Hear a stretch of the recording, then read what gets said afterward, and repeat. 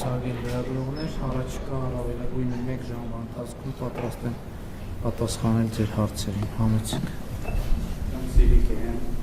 Շնորհակալություն, պարոն վարչապետ, անկախ Վիկտոր Դաշունքը հայտարարում է, որ քաղաքական ուժերից մեկը մեծ թվով ավտոբուսներ է ամրագրում արտերկրից ընտրողներ տեղափոխելու համար, կառավարությունը այս մասով ինչ տեղեկություն ունի եւ ինչ մեխանիզմներով է կանխելու դա։ Կառավարության տեղեկությունները կարծում եմ, որ հաշվարկված են արտաքին հետախուզական ծառայության հրապարակած հայտարարության մեջ, ինչ վերաբերում է իրադրության արձագանքին, կարծում եմ նախ իրավական գնահատական պետք է տրվի, բայց քաղաքական առումով ես արդեն ասել եմ, որ իմ համոզմունքն է եւ ես դրանում չեմ կասկածում, որ եթե այդպիսի իրավիճակ լինի տեսականորեն, Ռուսաստանաբնակ մեր հայրենակիցների մեր քաղաքացիների մեծ մասը կքվեարկի մեր օգտին, ես այդտեղ որևէ կասկած չունեմ։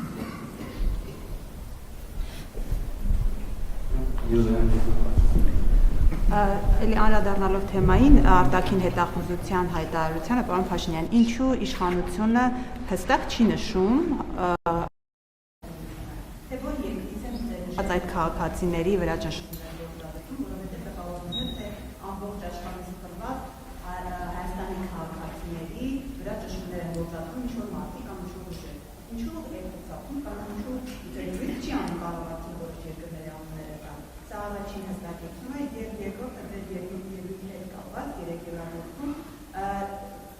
դուք գնացել եք այնտեղ բողոքում եք Հայաստանի ներքին խնդիրներից եկեղեցու ընդդիմությունից ձեզ մեղադրանք են հնչում թե Հայաստանի ներքին հարցերը մասնավորապես օրինակ եկեղեցու հետ կապված հարցերը ինչու եք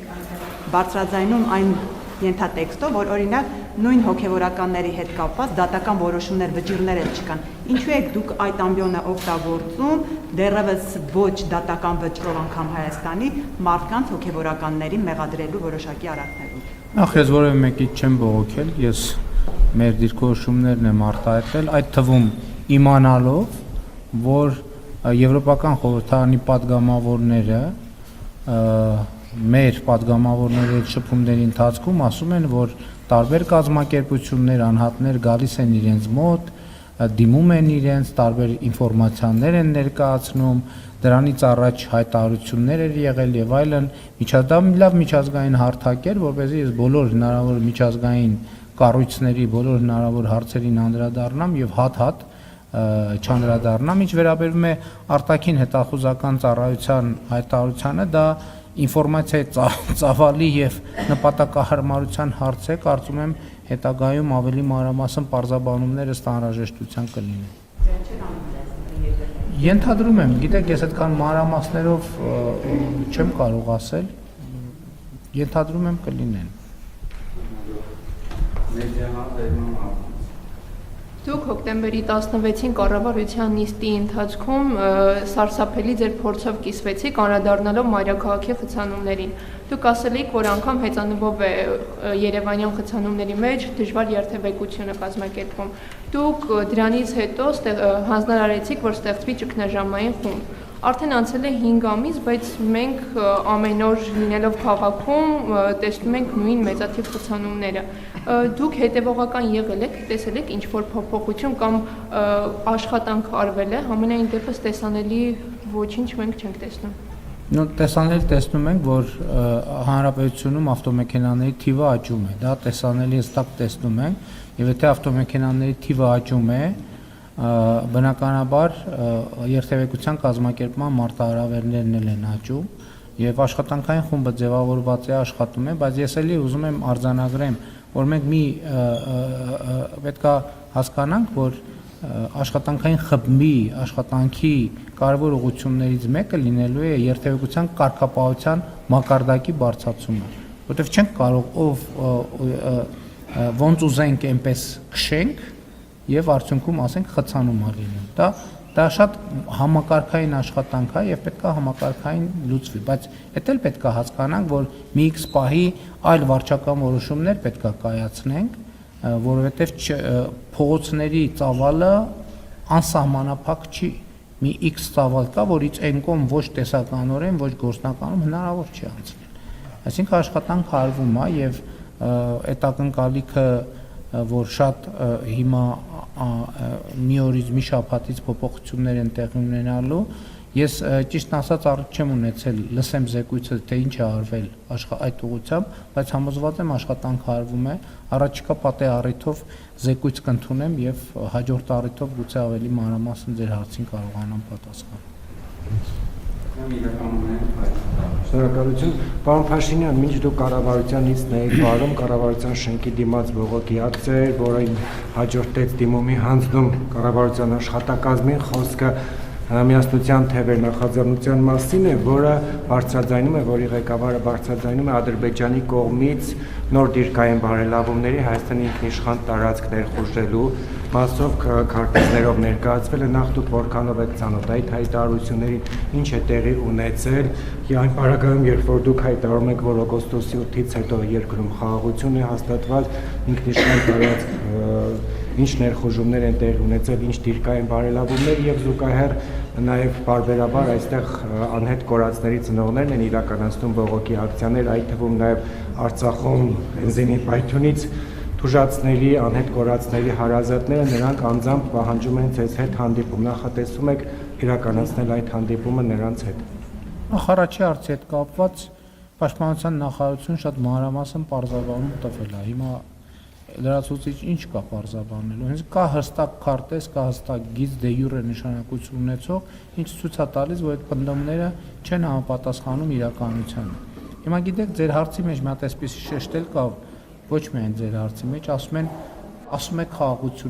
խաղաղությունը։ Շատ լավ խաղաղություն չի կարող, պատերազմ կա, ես տեղյակ չեմ։ Կամ բան կա, ինչ որտեղ կոնֆլիկտ կա, էսկալացիա կա, կարող է զոհեր կամ վիրավորներ կա, ինչ չեք ասում, ուղղակի խնայում եք ինձ։ Այսինքն որ ասում եք խաղաղություն, բա ինչ ասեմ։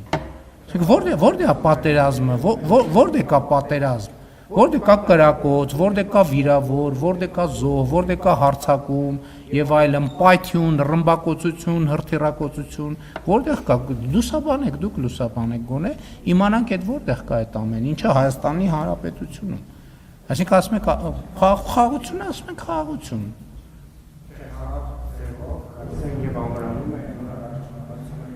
Լսեք, մենք ձեզ կարծեմ Պաշտպանության նախարարն էլ հրավիրել, որպեսզի դուք գնաք եւ տեսնեք, թե մենք մեր տարածքում ինչպիսի ինժեներական աշխատանքներ ենք անում, ինչ միջոցներ ենք ձեռնարկում։ Հրավիրել ենք նաեւ սպառազինություն տեխնիկա դիտելու։ Այսինքն մենք երկրները իրենց ինքնիշխան տարածքներում կարող են ինչ-որ միջոցներ ձեռնարկել, ինչու՞մ է խնդիրը, հենց ամբողջ խնդիրը դրանում է, որ կա հստակ սահմանագիծ եւ գիտենք որտեղ է Հայաստանի Հանրապետությունը եւ Հայաստանի Հանրապետության պետական մարմինների լիազորությունը եւ որտեղ չի Հայաստանի Հանրապետությունը եւ Հայաստանի պետական մարմինների լիազորությունից դուրս։ Մենք իհարկե զուգահեռ ասել ենք, որ նաեւ կան տարածքների հետ կապված որոշակի խնդիրներ, որոնք կլուծվում են սահմանազատման գործընթացում։ Ձեր նշած դեպքը իմ նշած դեպքի հետ կապ չունի։ Պաշտպանության նախարարությունը շատ հստակ բարձրաբանում է տվել, որևէ լրացուցիչ բան ասելու բան չկա ուղղակի։ Երկրորդ հարցը։ Տեսեք, ես անհետ կորածների հարազատների հետ տասնյակ անգամներով եմ հանդիպել, տասնյակ անգամներով, տարբեր խմբերի հետ։ Եվ իմ փորձը ցույց է տալիս, պետք է հասկանանք այդ հանդիպման արդյունքում ինչ խնդիր ենք լուծում, ինչ խնդիր ենք ուզում լուծել։ Մենք կան մարմիններ, եթե ես տեսնեմ, որ այդ մարմինների հետ շփումները անհրաժեշտ են դարձնում, որ ես էլ հանդիպեմ, ես էլ կհանդիպեմ։ Ես երբեք որևէ հանդիպումից չեմ խուսափում։ Ես եմ դուրս գալիս փողոցներ մարդկանց հետ հանդիպելու համար։ Ես ոչ մի հանդիպումից չեմ խուսափում։ Ուղղակի հանդիպման նպատակը արդյունավետությունը օրակարգը պետք է հաստատվի։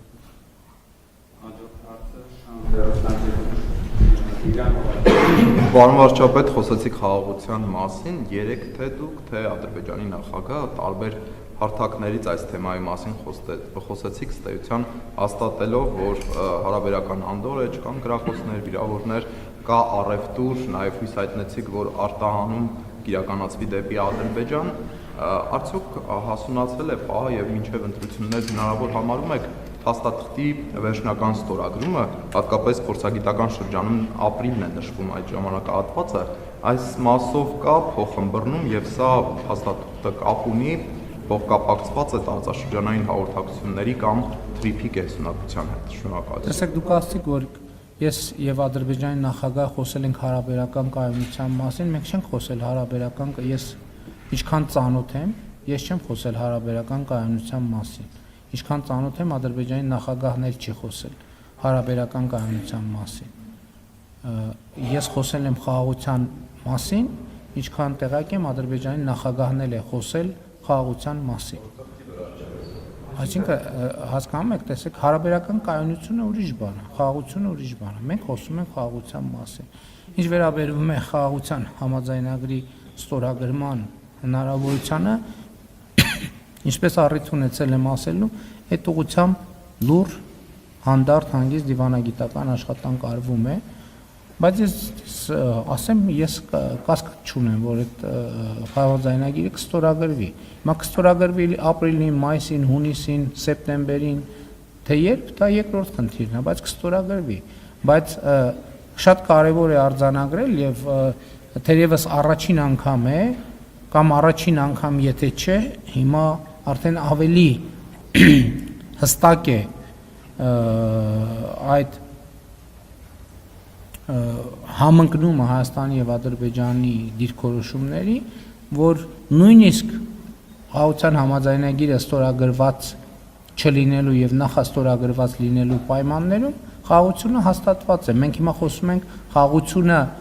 ամրապնդելու եւ խաղաղությունը հետ շրջելու անհնարինության մասին։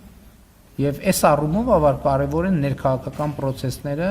թե Հայաստանում, թե Ադրբեջանում կարևոր, որովհետև Հայաստանում էլ կան ուժեր, ենթադրում եմ Ադրբեջանում էլ կան, ճիշտն ասած Ադրբեջանի ներքաղաքական կյանքին շատ մանրամասներով ծանոթ չեմ, ովքեր այդքան էլ գոհ չեն խաղաղությամբ եւ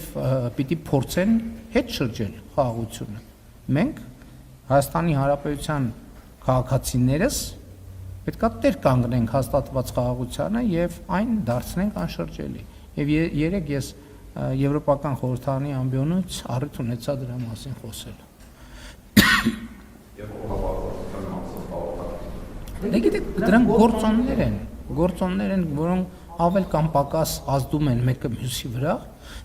բայց այնուամենայնիվ դրանք տարբեր օրակարգեր են։ Հաղորդակցությունների հետ կապված մենք առաջ ենք գնում, աշխատում ենք շատ ակտիվ եւ առաջ ենք գնալու։ Երեք էլ Եվրոպական խորհրդարանից ամբիոնից ես ասացի, որ մենք տենց ընկալում, որովհետեւ կա։ Ես զգում եմ, որ նաև Ադրբեջանում, Թուրքիայում տենց ընկալում կա, որ Հայաստանը կարող է փորձի ձգձգի, ինչի համար պետք է Հայաստանը փորձի ձգձգի։ Մենք ընդհակառակը ուզում ենք րոպե առաջ այդ խնդիրը լուծվի, րոպե առաջ, առանց չափազանցության րոպե առաջ, որովհետև դա ֆունդամենտալ կարևոր հարց է մեր այսօրվա եւ ապագայի մեր պատկերացրած ճարտարապետությունը իրականացնելու տեսակետից։ Եվ էլի ուզում եմ վերահաստատել, որ մենք պատրաստ ենք Կորնիձորից երասխով ապահովել Ադրբեջանի արևմտյան շրջանների եւ Նախճեվանի ինքնավար հանրապետության կապը։ Էլի շատ կարեւոր է արձանագրել, որովհետեւ ինչ ենք մենք այս առաջարկը անում, որովհետեւ հիմա մենք փաստացի Ադրբեջանի երկաթուղուց օգտվում ենք։ Չենք ուզում, որ մեր օգտվելը լինի միակողմանի։ Ուզում ենք, որ մենք էլ համապատասխանաբար քայլ-քայլի դիմաց մենք էլ մեր քայլը անենք, մի անգամ առաջարկել ենք Թուրքիա-Ադրբեջան հաղորդակցությունը, հիմա առաջարկում ենք Կորնիձորից երասխով Ադրբեջանի արևմտյան շրջանների եւ Նախճեվանի ինքնավար հանրապետության միջև եւ հակառակողությամբ կապը ապահովել, մանավանդ որ Իրանի Իսլամական Հանրապետությունում տեղի ունեցող իրադարձությունների պայմաններում ոնց որ թե հարավով այդ կապի հետ կապված խնդիրներ կա։ Ընդ որում ուզում եմ ընդգծել, որ ինչու են այս երթուղին առաջարկում, որովհետև ուրիշ երթուղի չկա, ուրիշ երթուղը որ պատրաստ ճանապարհ լինի, չկա, այսինքն դա այսօր հնարավոր է օգտագործել։ Երասխի հատվածում մի փոքր վերանորոգման անհրաժեշտություն կա, բայց նույնիսկ առանց վերանորոգման այսօր էլ մեքենա կարող է գալ անցնել։ Ընդ որում եթե հարմար դիտվի, նաև բանով Իջևան-Ղազախ հատվածով էլ կարող ենք ապահովել, այսինքն այնտեղ էլ մի կտոր կա, որ տեսականորեն կարող են մեքենաները անցնել։ Էլի եմ ասում, շատ կարևոր է, ինչ ենք առաջարկում։ Առաջարկում ենք նախ խաղաղությունը ամրապնդելու տրամաբանությամբ, եւ այսօր մենք փաստացի Ադրբեջանի երկաթուղուց օգտվում ենք։ Այնպես չլինի, որ մենք տենց օգտվում ենք Ադրբեջանի երկաթուղուց եւ մտածում ենք, որ իրանք մեր ճանապարհներից պետքա չօգտվեն։ Ոչ, չենք մտածում ենք, որ պետքա օգտվեն։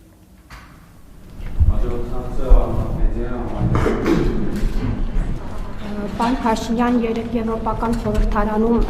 խոսելով էլի խաղաղության մասին, դուք նորից ակնարկեցիք, որ իշխող ուժը ուզում է խաղաղություն, ընդդիմությունը ուզում է պատերազմ, եկեղեցին ու ընդդիմությունը։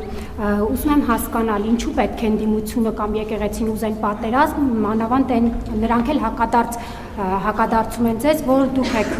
ուզում պատերազմ, իրենք արժանապատիվ խաղաղության կողմնակից են, դուք 4 պատերազմ եք վերել եւ այլն։ Սա մեկ հարց եւ երկրորդ, պարոն Փաշինյան, պետք է մարտին սահմանադրության տեքստը հրապարակվի։ Ուզում եմ հասկանալ ձեր դիրքորոշումը անկախության հռչակագրի մասով, էլի անփոփոխ է, պետք է դուրս գա անկախության հռչակագիրը նախաբանից։ Շնորհակալություն։ Ես դրա մասին արտահայտել եմ կարծիքս եւ չեմ կարծում փոխելու անհրաժեշտություն չեմ տեսնում։ Այո, նոր սահմանադրության մեջ անկախության հռչակագրին հղում պետքա չլինի եւ ասեմ ինչու։ Որովհետեւ անկախության հռչակագիրը կառուցված է կոնֆլիկտի տրամաբանության վրա։ Չենք կարող մենք կոնֆլիկտի տրամաբանության վրա գնալ եւ ուզենալ անկախ պետություն կառուցել։ Եվ թե ինչ նկատի ունեմ, հիմա շատ չմանրամասնեմ, նախորդիվ անկախության հռչակագրի օրվա նվիրված իմ ուղերձներում ես իմ դիրքորոշումը մանրամասն արտահայտել եմ։ Հիմա անդրադառնալով այն հարցին, թե ինչ եմ ասում, որ օրինակ եկեղեցին ստանձնել է Կտրիչ Ներսիսյանը եւ իր խումբը ստանձնել է պատերազմի կուսակցության առաջնորդությունը, շատ պարզ բացատրություն ունի։ Ես գնում եմ պատարակների եւ տեսնում եմ, որ պատարակի ժամանակ, օրինակ, ընդ որում պատարակի տեքստում այդպիսի բան չկա, ասենք պատարակի տեքստից շեղվում են եւ ասում են, հղում են անում Արցախի հանրապետություն եւ այլն, շատ լավ հասկացան։ Եկեք բոլորս սկսենք ենթադրենք հղում ենք անում Արցախի հանրապետություն, դա ինչ է նշանակում։ Դա նշանակում է կոնֆլիկտ։ Դա նշանակում է կոնֆլիկտ։ Այսինքն հղում ենք անում բոլոր Արցախի հանրապետություն եւ այլն, դա նշանակում է նախ կոնֆլիկտ, հետո եթե այդ տեսությունը մենք ворթեգրում ենք, այդ տեսության ворթեգրման ճանապարհին պետքա գնանք կոնֆլիկտի։ Բա ո՞նց ենք լուծում։ Դա նշանակում է ամեն այդպիսի նախադասությունը նշանակում է պատերազմի կոչ, այսօր, վաղը, մյուս օրը ես չգիտեմ, բայց դա նշանակում է պատերազմի կոչ։ Եվ ընդ որում ես ուզում եմ ընդգծել այն ժամանակ, որովհետև գիտեմ, հեսա կասեք, բա ինչի եք ասել դուք Արցախ Հայաստանը եւ վերջ։ Աստվածաշնչում մի հատ sense հատված էլ կա, հիմա վստահ չեմ, որ բառացիկը մեջ բերեմ։ Երբ ասում եմ ող parեցինք եւ դուք լաց չեղաք, մոտավորապես կներեք ճշգրտությունը չեմ երաշխավորում, նվակ հնչեցրինք եւ դուք պար չեկաք։ Այն ժամանակ, երբ որ պայքարելու ժամանակներ, ինչ որ մատ բոլորը բան էին, կենտրոնացած էին բանում, ոնց Երևանում կառավարությունը փոխեն։ Ուզում էին զորքը հետ քաշեին, որ գային Երևանում հեղաշրջում անեն։ Ավարտվել այդ պատումը, ես ասել եմ Ղարաբաղյան շարժում չկա։ Եվ ամեն անգամ, երբ որ խորանից ասենք հղում են անում, երբ որ ամեն ամբյորնից ասում են Արցախի հանրապետություն, այդ պատերազմի բան է, պատերազմի ճանապարհին ոտք դնել է։ Բա ամեն անգամ մենք տենց ասում ենք Ադրբեջանն էլ իր հերթին իր խոսույթն է զարգացնում։ Այդ որ ասում են վերադարձի, ինչ վերադարձի, որտեղի վերադարձի։ Բա կա փախստականների վերադարձի թեմա, Ադրբեջանն է նույն ձևի նույն թեման է առաջ քաշում։ Այդ թեմաները զարգանալու են, բախվելու իրան դառնան պատերազմ։ Այսինքն ձեզ թվում է նախին պատերազմները տենց ինչ որ բոլորը վեր են կացել ասել պատերազմ, տենց հումանիտար, շատ անմեղ թեմաներից սկսել են բան, մի քար, մի հուշարձան, շատ կարևոր եւ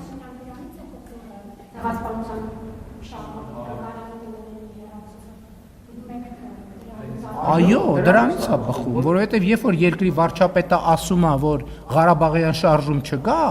օտարերկրյա հյուրին Արցախյան հիմնահարց թեմայով գիրք նվիրել ինչ է նշանակում։ Այս երկրում քանի հոգի կարա արտաքին քաղաքականություն վարի։ Ինչի լուծարում։ Ով է ասել ձեզ, ինչ կապ ունի մեկը մյուսի հետ։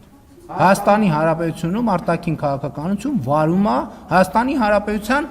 կառավարությունը։ Եվ ով որ Հայաստանի այն պետական պաշտոնյան, ով որ կառավարության վարած արտաքին քաղաքականությանը հակասող բան կասի, պետք է ազատվի աշխատանքից, այդտեղ ինչ թեմա կա։ Այսինքն մենք պետություն ենք, թե սա բանա, ինքնագործ խմբակ է, որտեղ մեր ստեղծագործական պոտենցիալն ենք բանանում, փորձարկում։ Սա պետություն է, հարգելիներս։ Սա պետություն է, հստակ իր կառավարման տրամաբանությամբ եւ պետական համակարգով։ Եվ այդտեղ չկմեղանալու բացարձակ ոչ մի բան չկա։ Կառավարությունն է որոշում արտաքին քաղաքականությունը։ Ես կառավարության ղեկավարն եմ, այդ թվում ես եմ, այո։ Պարոն վարչապետ, այսինքն թանգարանի տնօրենը հեռացվել է ձեր ցուցումով այն բանի համար, որ ԱՄՆ փոխնախագահին Արցախի վերաբերյալ գիրք է նվիրել, ճիշտ հասկացան ձեր պնդումը, ձեր մեկնաբանությունը։ Ցուցումով, այո, ես խնդրել եմ, որ նա հրաժարականի դիմում գրի։ Իմ ցուցումը եղել է Արցախի մասին իր խոսելը, նաև գիրք նվիրելը, հա, դուք համարել եք դա կառավարության քաղաքականությանը հակառակ ինչ որ գործողություն։ Այո, ես դա համարել եմ կառավարության վարած արտաքին քաղաքականությանը հակառակ գործողություն, ես դա համարել եմ սադրիչ գործողություն եւ խնդրել եմ, որ դիմում գրի։ Պարոն վարչապետ, այդ դեպքում հնարավոր է դուք հոգևորականների հետ կապված այս ամբողջ process-ը սկսել եք հենց այդ պատճառով, որ նրանք մշտապես խոսել են Արցախի մասին, իսկ մնացած ամեն ինչը եղել է փաթեթավորում այդ հարցի, եւ դուք հայտարարեցիք, որ ինքնիշխան երկրները իրենց տարածքում գործողություններ են իրականացնում, ինչ որ ամրաշինական աշխատանքներ են կատարում։ Բաքուն Հայաստանի օկուպացված տարածքներում ամրաշինական աշխատանքներ առհասարակ կատարել է։ Ընդհանրապես արձանագրենք, որ ես նախկինում ասել եմ Մայրաթորի հետ կապված բոլոր խնդիրները եւ ես կարծում եմ, որ Կտրիչ Ներսիսյանը եւ իր խմբակը կառավարվում է պետական անվտանգության կոմիտեի գործակալի խողովակով եւ տրամաբանությամբ։ Ես սա երբեք չեմ էլ թաքցրել, բայց ինչպես է այդ հոգեվոր ոլորտում այդ խոցերը երեք ասեցի, դա խոցելի են դարձնում, որ մարդկանց հեշտությամբ հավաքագրեն եւ օգտագործեն ոնց ուզում են։ Սա պետական անվտանգության հարց է։ Եվ այո, ես էլի ասում եմ, երբ որ երկրի վարչապետը հայտարարում է, որ մենք Ղարաբաղի շարժումը պետք է դադարեցնենք, չի կարող լինի պաշտոնյա, որը շարունակի Ղարաբաղի շարժումը։ Չի կարող լինել։ Հոգևորականները ինչ։ Ներողություն, բայց եկեք երկխոսության չվերածենք։ Ես դες նոր ասեցի, ես նոր գնացել եմ պատարակի եւ բանից հնչում է։ Պատարակին հնչում է։ Ընդ որում պատարակի ընթացքում հնչում է ոչ մի անգամ։ Արցախի հանրապետությունը դա ի՞նչ նշանակում։ Այդ նշանակում է պատերազմի կոչ։ Ուրիշ բան չի նշանակում։ Լավ, ոչ այսօր, վաղը մյուս օրը։ Բա էս ենք ասում, բա դրա համար ենք ասում։ Բա դրա համար ենք ասում, որ Կտրիչ Ներսյանը եւ իր խմբակը պատերազմի կուսակցության առաջնորդությունն է ստանձնել։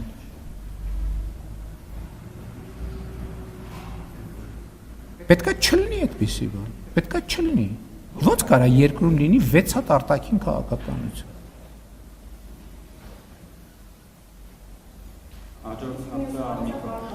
Հայաստանի օկուպացված տարածքներում երբևէ ամրաշինական աշխատանքներ դիրքեր։ Գիտեք,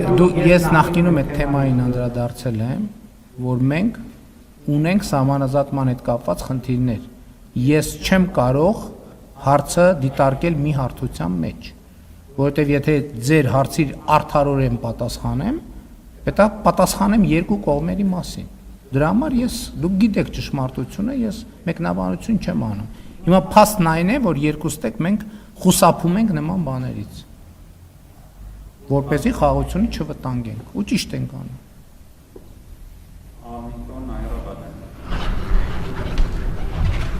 Պարոն Փաշինյան, երեք Ստրասբուրգում ձեր հետ համատեղ ճեպազրույցի ընթացքում Եվրախորհրդի խորհրդարանի ղեկավար Ռոբերտո Մեծոլան հայտարարեց, որ անցած տարի նոյեմբերին Մոլդովայում բացված գրասենյակը զբաղվելու է նաև Հայաստանի հետ հարաբերություններով։ Կարծում եմ, ինչ այս հայտարարությունը հարցը ձեր հետ մանրամասն քննարկվել է, դուք տեղեկացված եք, ինչ գործառույթներ է իրականացնելու այդ գրասենյակը Հայաստանում կոնկրետ, ինչ նպատակներ ունի, ինչքանով է դա վերաբերելու եկող, այսինքն հունիսին սպասվող խորհրդարանական ընտրություններին ու հաշվի առնելով են, որ վերջերս տեղեկատվություն եղավ, որ Հայաստանը ԵՄ-ից խումբ է խնդրել Ռուսաստանից ենթադրյալ հիբրիդային սպառնալիքներին հակազդելու համար։ Եվ հարցիս երկրորդ մասը, որքանով եք դուք հնարավոր համարում մոլդովական սցենարի կրկնությունը Հայաստանում խորհրդարանական ընտրություններից առաջ, հաշվի առնելով, որ վերջերս արտաքին հետախուզական ծառայությունը համապատասխան հայտարարությամբ հանդես եկավ եւ քննչական կոմիտեն վարույթ նախաձեռնեց։ Շնորհակալություն։ Ընդհանրապես մենք միշտ առաջնորդվում ենք հայաստանյան եւ հայկական սցենարներով, եվրոպական խորհրդարանի ներկայացուցչության գործունեության հետ կապված ես քննարկում չեմ ունեցել, մեր գործընկերները կպարզաբանեն ինչ նկատի ունեն, մենք ըստ այդմ մեր վերաբերմունքը կարտահայտենք։ Մոլդովական սցենարը ինչ է, դե պետք է երկար պարզաբանվի։ Դե հիմա տեսեք, մոլդովական սցենար ասելով դրա համար ամեն մեկը իր ընկալումն ունի, Մոլդովայում տեղի ունեցածի վերաբերյալ, ես ասում եմ մենք առաջնորդվում ենք հայաստանյան սցենարներով։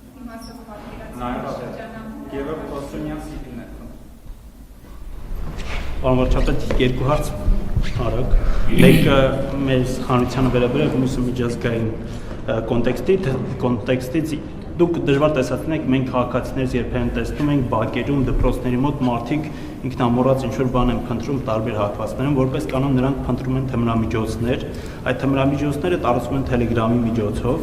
ու տարբեր աղբյուրների, տարածման ֆինանսավորումը բիթքոյնի միջոցով է ու սա շատ դժվար է բացահայտել։ 2018-ից սկսած վիճակագրությունը ցույց է տալիս, ես մինչև 2024 թվեր ունեմ, որ 158%-ով աճ է արձանագրվել, հասկանում եմ Telegram եւ մյուս համակարգերը։ Նախորդ տարի դուք ընդունեցիք ռազմավարություն ու այս առումով պայքարում եք։ Ես ուզում եմ հասկանալ, թե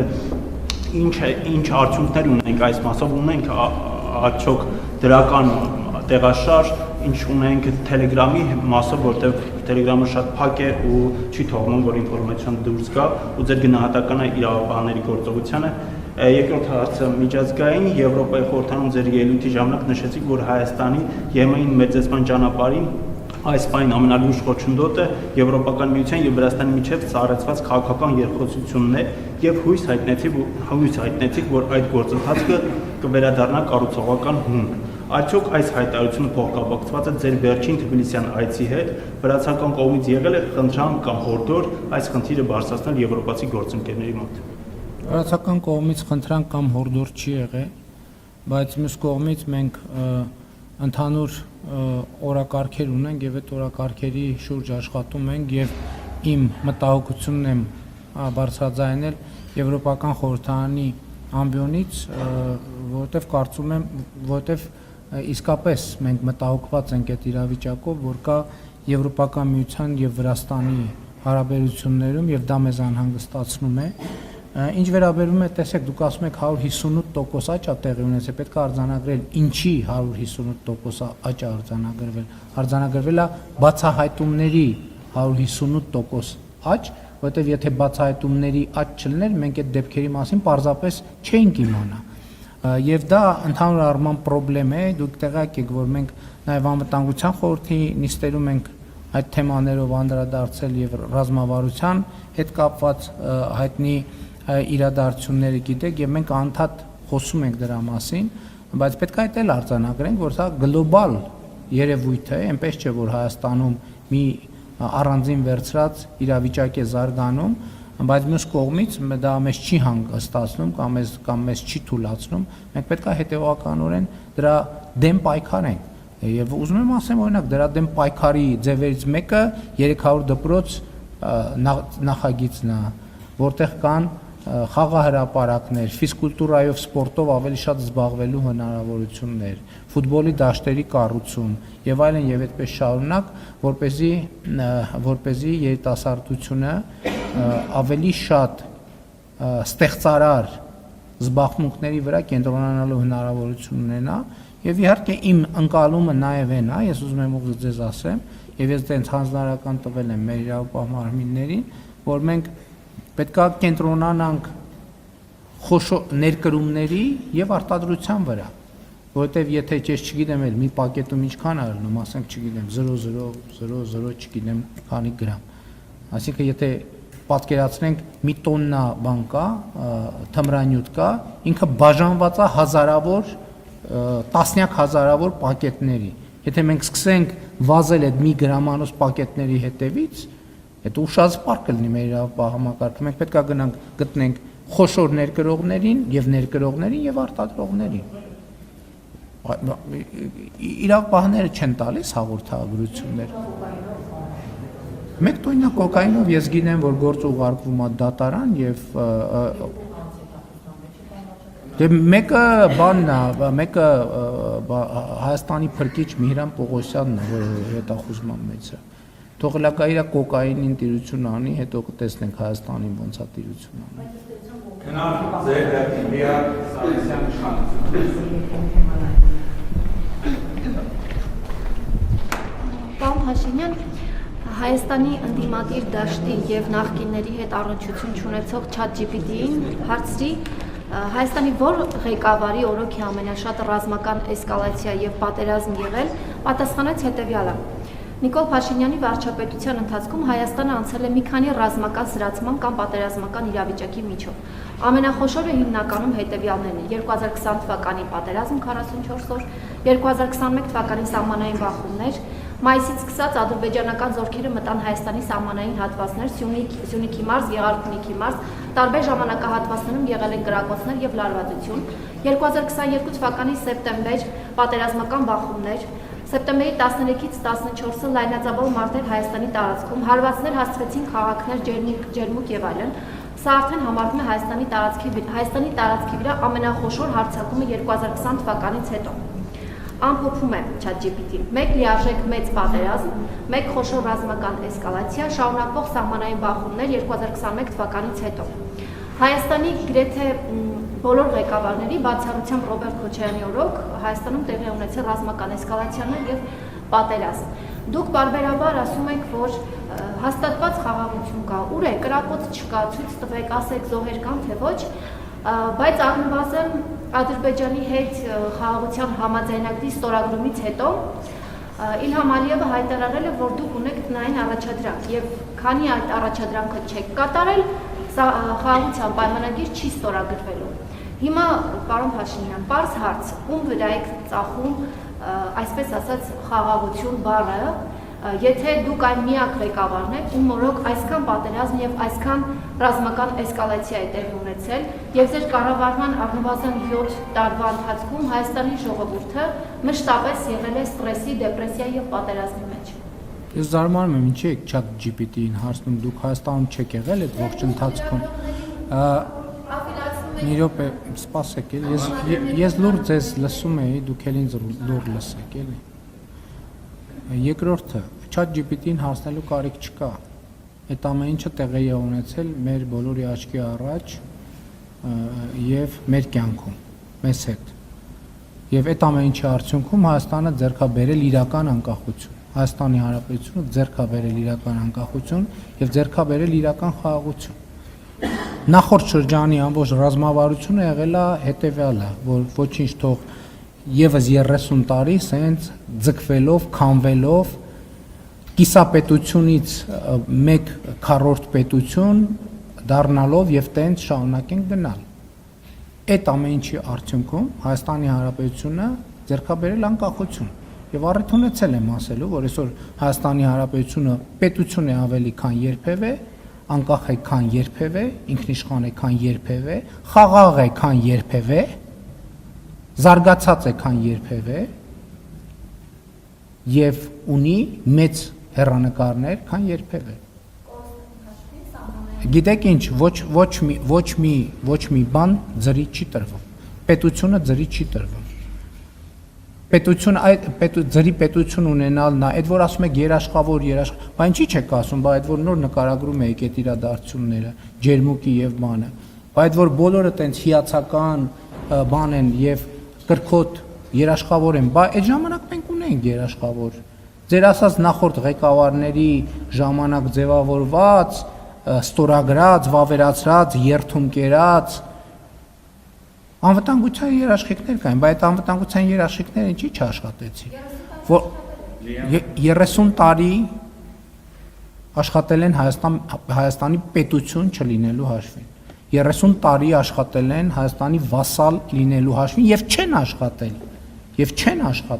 որովհետեւ 30 տարի սահմանին զոհեր ենք ունեցել մենք։ 2025 թվականը առաջին օրացուցային տարին է անկախությունից ի վեր, երբ որ մենք Ադրբեջանի հետ հրաձգության հետևանքով ոչ զոհ ունենք, ոչ վիրավոր։ Մենք հազարավոր զոհեր ենք ունեցել։ Եվ այսօր այո խաղաղություն է եւ Հայաստանի ժողովուրդը պետքա տեր կանգնի այդ խաղաղության։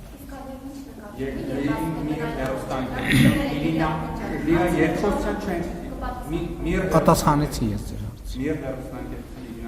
Պարոն վարչապետ, Ագարակի անցակետում մի փոքր բեռնատարների կուտակումներ կան, այս պահի դրությամբ մոտավորապես 180 մեքենա կա, հասկանալի է, որ մաքսավորները չեն հասցնում, որովհետև կապը գնում գալիս է։ Ինչ է կարծում կառավարությունը, ինչ է մտածում այլընտրանքային ճանապարհների, հասկանալի է, որ Վրաստանով են հիմա գալիս, Վրաստանի պորտերը հերիք են, որ լրիվ անցնեք, թե համարում եք, որ դեռ ժամանակը չէ։ Ձեր հարցի մեջ ձեր պատասխանը կա, դուք ասացիք մաքսավորները չեն հասնում, որովհետև կապը գնում գալիս է։ Ճիշտ պատասխանն է կապը գնում գալիս է, մաքսավորների հասցնելու խնդիր չկա։ Իրանի Իսլամական Հանրապետության կողմում հասկանալի պատճառներով կան տեխնիկական խնդիրներ, այդ տեխնիկական խնդիրները շտկվում են, կառավարվում են եւ ես ձեր հարցադրման արտակարգության որևէ առիթ չեմ տեսնում, ամեն ինչ աշխատում է բնականon ռեժիմով։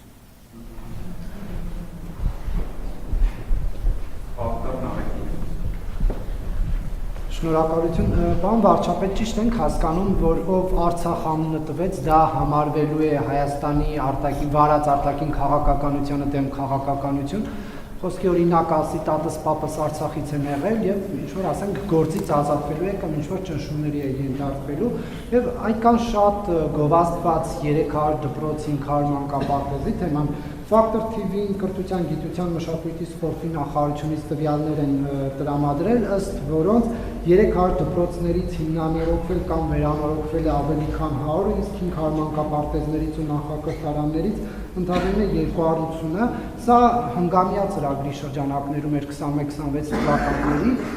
հասցնելու եք մինչև խորհրդարանական ընտրություններ մնացածը կառուցել թե ոչ, եւ արդյոք չի ստացվում, որ այս ծրագիրը տապալվել է եւ մեկ հարց էլ դուք մի առիթով պատմել եք թե ինչպես եք վարորդական իրավունք վերցրել, որ 300 մետրից ձեզ նկատել են, բերել տվել են, ասել են վերցրեք գնացեք, սա ձեր խոսքերն է։ Factor TV-ն այս ընթացքում փորձել է իրավապահ համակարգի այդ գրագրության հարցումների միջոցով բարձել, թե ձեր այս հայտարարությունը ինչ իրավական գնահատականի արժանացել եւ որևէ գործընթաց ձեր հայտարարությունից հետո, որը եղել է դատախազի եւ մյուս իրավապահ համակարգի ներկայացուցիչների մոտ արված, չի արժանացել, բայց մենք գիտենք, որ բազմաթիվ քաղաքացիներ քրեական հետապնդումների են ենթարկվում ոչ օրինական ճանապարհով վարորդական իրավունքներ ձեռք բերելու համար։ Շատ լավ, իրավապահները պետք է գործեն, եթե հայտարարության մեջ կա արձագանքելու առիթ, թող արձագանքեն։ Ինչ վերաբերվում է ձեր առաջին հարցին, ուրեմն ես շատ հստակ ասացի, որ պետության մեջ չի կարող լինել երկու արտաքին քաղաքականություն։ Մարդիկ կարող են ասել Արցախից եմ, Վանից եմ, Մուշից եմ, Մոսկվայից եմ, Բերլինից եմ, չգիտեմ էլ որտեղ Մինվոդիից եմ, դա ինչ կապ ունի իմ ասած թեմայի հետ։ Մարդը ինչ ուզում է կարող ասի։ Խոսքը պետական պաշտոնյայի եւ դերաբաշխման մասին է եւ քաղաքական գնահատականի մասին։ Հիմա ես ասում եմ, եկեղեցու խորանից ասում են Արցախի հանրապետություն, օրհնի Արցախի հանրապետությունը։ Եվ այստեղ ես ոչ թե իրավական գնահատական եմ տալիս, այլ քաղաքական։ Ասում եմ, որ Կտրիչ Ներսիսյանը ստանձնել է պատերազմի կուսակցության առաջնորդությունը Հայաստանի հանրապետությունում։ Եվ սա ասում եմ նաեւ ուրիշ տեսակետից։ Հայաստանյան Առաքելական Սուրբ Եկեղեցու պատարագում 40-ից ավել անգամ խաղաղություն բառը օգտագործվում է, 40-ից անգամ, ավել անգամ։ Ընդ որում 4 թե 5 անգամ ընդգծելով Տեր Աստված տուր աշխարհին խաղաղություն, Տեր Աստված տուր աշխարհին խաղաղություն։ Եվ սա նաև այստեղ հոգևոր ծառայության բնույթի մասին է։ Եվ սա եւս մեկ օրինակ է, որ այդ մարդիկ հոգևոր ծառայության հետ ընդհանրապես կապ չունեն։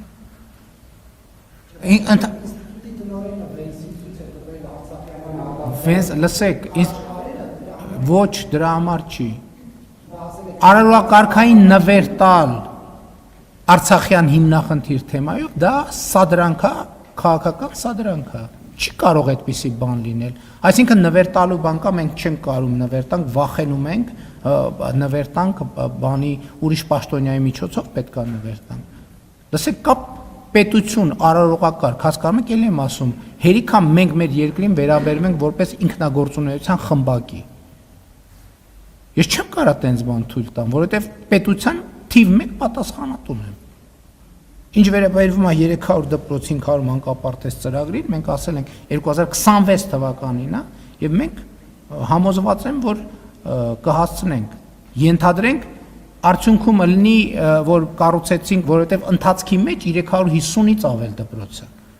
Ենթադրենք արդյունքում 2026 թվականի դեկտեմբերի 31-ին պարզվի, որ պատրաստի դպրոցների թիվը 315 է կամ 298, դրանից ի՞նչ է փոխվում։ Շատ լավ, կապրենք կտեսնենք։ Այսինքն դուք շատ շնորհակալություն կոմպլիմենտի համար, դուք արձանագրեցիք, որ անհրաժեշտ է, որ ես շարունակեմ մնալ վարչապետ, որպեսզի Հայաստանում դպրոցներ կառուցվեն եւ ոչ թե դպրոցներ քանդվեն։ Շնորհակալ։ Զավոր արևելյան իրադարձություններով պայմանավորված, ինչպես նաեւ Իրանի դեմ պատերազմով պայմանավորված մասնագիտական դաշտում քննարկումներ կան հնարավոր նկատելի գնաճի մասին։ Գիտենք, որ Իրանը նաև փակել է պարենային մթերքի արտահանման սահմանափակում է դրա հնարավորությունները փակել։ Կխնդրեմ ներկայացնեք, թե կառավարությունը երկրի ներսում նախ գները զսպելու առումով ինչ քայլերի անհրաժեշտություն է տեսնում եւ ընդհանուր առմամբ շուկաների եւ ենթակառուցվածքների առումով ինչպիսի քայլեր են ձեռնարկում։ Ես ուզում եմ մեր ուշադրությունը հրավիրեմ, որ Հայաստանի Հանրապետությունը ինքը սննդամթերք արտահանող երկիր է։ Մենք տասնյակ հազար տոննաներով սննդամթերք ենք արտահանում այլ երկրներ,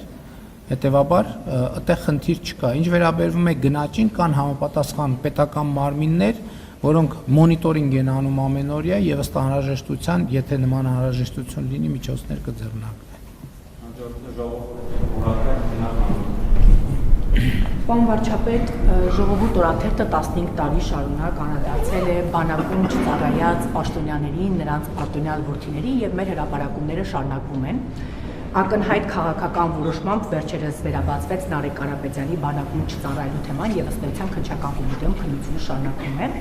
Այս անգամ ուզում եմ հնչեցնել երկու անուն։ Ձեր թերթում աշխատում էր սպորտային լրագրող, ով հիմա զբաղեցնում է ֆուտբոլի ֆեդերացիայի փոխնախագահի պաշտոնը, խոսքը Արմեն Նիկողոսյանի մասին է։ Հրապարակվել է, որ նրա որդին եւ եղբորորդին ազատվել են պարտադիր զինծառայությունից։ Նիկողոսյանը ազատել է որդուն իբր թե ֆուտբոլիստ է։ Ակնհայտ երևում է հայրը ՀԽԽ փոխնախագահն է, որդին իբր ֆուտբոլիստ է եւ ազատվել է բանակից։ Շահերի բախումը, դիրքի չարաշահումը ակնհայտ կա։ ՊՆ հարցում ենք արել պարոն վարչապետ, պաշտպանության նախարարությունն ասում է անձնական տվյալ է եւ ոչինչ չի տալիս։ Խնդրում եմ ձեր օգնությունը, կրկին ձեր դուրն եմ եկել, խնդրելով, որպեսզի ձեր ձևով պարոն վարչապետ հանձնարարեք այս գործը վերաբացեն, ուսումնասիրեն, տեսնեն հիմքը։ Եվս մեկ անուն հնչեցնեմ ձեր թույլտվությամբ։ ԿՓ խմբակցության պատգամավոր Նարեկ Գրիգորյանն է, ով ըստ հետքի ինքնավնասումով է բանակից ազատվել, գուցե սրա մասով էլ վարույթի հարուցումը օգնի պարզել պետական պաշտոնյան ինչպես է ինքնավնասումով տարիներ առաջ ազատվել բանակից։ Այս տարի պարոն վարչապետ ձեր թույլտվությամբ Սուրեն Պապիկյանը հայտարարեց, որ աշխատանքից ազատել են ՊՆ աշխատակցի այն ծնողներին, որոնց զավակները այլ երկրի քաղաքացի են։ Ուստի կարծում եմ, պարոն վարչապետ, ձեր համար էլ բանակից փախչելու թեման սկզբունքային հարց է, անձնական տվյալների թիկունքում թաքնվելը չի ստացվի։ Խնդրում եմ եւս մեկ անգամ ձեր ձևով հանձնարարեք իրավապահ մարմիններին այս երկու կոնկրետ անձանց մասով վերաբացեն, ուսումնասիրեն, մենք էլ հասկանանք, թե ինչ հիմքով են վերոնշյալ անձիկ, նրան արտոնյալ որդիները Նարեկ Գրիգորյանը, ՀՀ փոխնախագահի որդին բանակից ազատվել։ Շնորհակալություն։ Նախ ես կարծում եմ, որ ընդհանուր առմամբ բոլոր այն մարդիկ, ովքեր իրենց տղաներին այլ երկրի քաղաքացիություն են շնորհել, որպեսզի նրանց բանակում չծառայեն, ընդհանրապես պետական համակարգում աշխատելու իրավունք պետքա չունենան եւ մենք պետքա սա անենք օրենսդրական կարգավորումով, որը ինքնաշխատ աշխատի։ Ինչ վերաբերվում է ձեր հայտարարություններին, երկու դեպքում էլ Հայաստանի Հանրապետության իրավապահ մարմինները պարտավոր են ձեր ասածը ընկալել որպես հաղորդում հանցագործության մասին եւ համապատասխան ընթացակարգերով հետաքննել։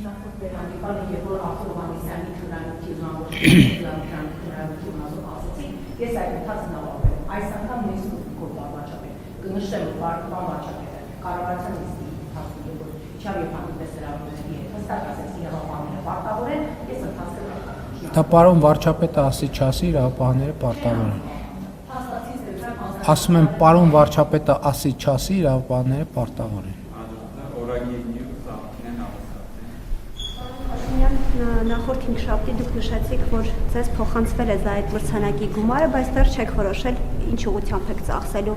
Չեք պատրաստվում այդ գումարը հանձնել պետությանը եւ պարոն Փաշինյան ամիսներ առաջ ճեպազրույցում խոսելով ազգային ժողովի քպական падգամավոր Հայկ Սարգսյանի մասին դուք ակնարկել եք, որ եղել են կոռուպցիոն գործողություններ։ Արդյոք սա չի նշանակում, որ ձեր եւ ձեր թիմակիցների լրությամբ կոծկում եք ինչ-որ հանցագործություն։ Ոչ, այդ գործողությունները ունեցել են կոնկրետ հետևանքներ, եթե ինչքան գիտեմ, դատավճիռներ են եղել։ Այսինքն շատ կոնկրետ գործողություններ եղել եւ այդ հարցը լուծվել է։ Ինչ վերաբերվում է գումարի հետ կապված, հիմա իմ հանձնարարությամբ աշխատակազմը եւ կոռուպցիայի կանխարգելման հանձնաժողով եւ արդարադատության նախարարության հետ քննարկումներ է անում, որպես այդ գումարի իրավական կարգավիճակը ճշտի, բայց դա մեկը մյուսի հետ կապ չունի, այսինքն եթե այդ գումարը կպարզվի, որ պետքա անձնական որոշմամբ ծախսվի կամ փոխանցվի պետական բյուջեի կառավարության որոշմամբ ծախսի, դա բան չի փոխում, այսինքն ծախսելու ուղղությունը կամ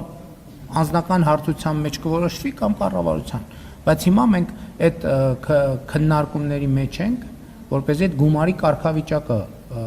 պարզենք, այդ գումարը այս պահին այո փոխանցվել է, բայց անորոշ կարգավիճակում է, չգիտենք դա, այսինքն որպես դա պետքա հայտարարագրվի, թե դա պետքա որպես նվեր հայտարարագրվի, վերադարձվի պետական բյուջե, այսինքն այդ կարգավիճակները կճշտենք, բայց ելի եմ ասում դրանց օգտագործման որոշման ընթացքը